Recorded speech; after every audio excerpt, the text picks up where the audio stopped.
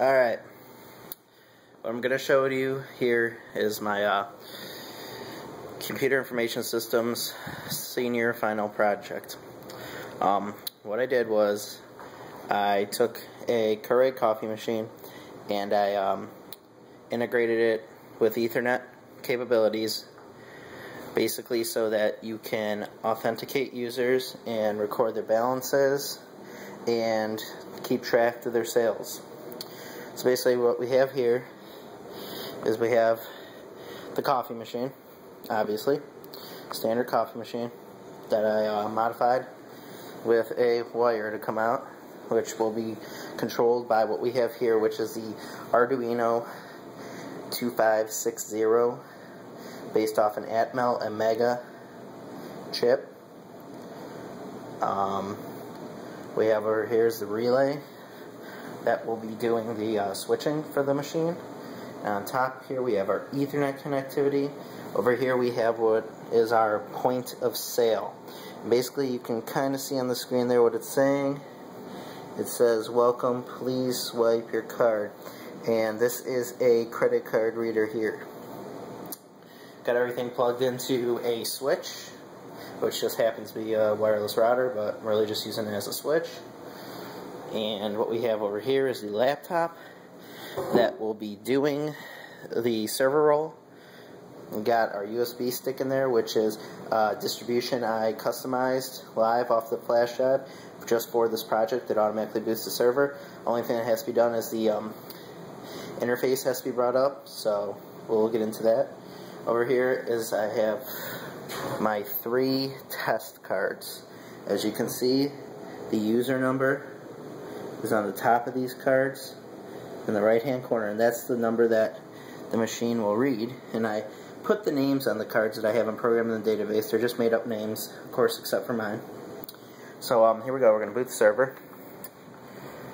Remember, this is a customized live version of Debian. So basically what we have to go into here is the server is set up so that it's live.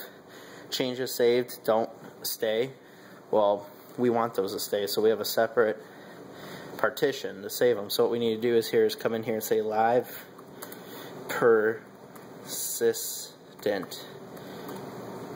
Live persistent. Basically what that's just saying is we're loading the live kernel image, but we have a persistent drive, which is programmed to automatically look for a special partition I've made on the flash drive.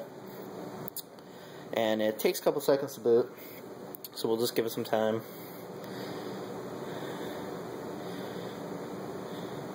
It's going through its boot up there. And this is a really lightweight distribution. Basically, it's just designed as a server roll, so we don't have all our other, fancy features working. So basically, alright, we've got our desktop here.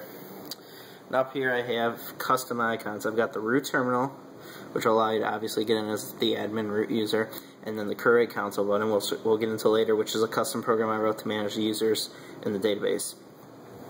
So basically what we have here is we're going to open up our root terminal, and we are going to check to see if our servers are running. Now the 2 servers we run are Tomcat, Apache Tomcat, and MySQL server. Apache Tomcat does the role of communicating with the Arduino board over there, and of course MySQL keeps the database information. So here's what we're going to do. We're going to check with our init scripts. Basically we're going to check the status of Tomcat 6. We're going to do status. Oops. Yeah, you gotta love my trackpad. Alright, and you can see kinda, I guess it's really blurry, I'm sorry. I gotta wipe my lens off. Alright. I don't know if you can see it, but it says the Tomcat engine is running with a PID of blah blah blah blah blah. So now we're gonna check our MySQL.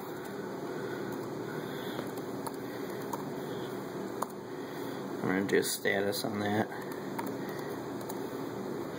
Now mind you, this was all customized and modified by me, so these servers automatically come up and go into a started state, and as you can see it says threads 1, which means we have a server running.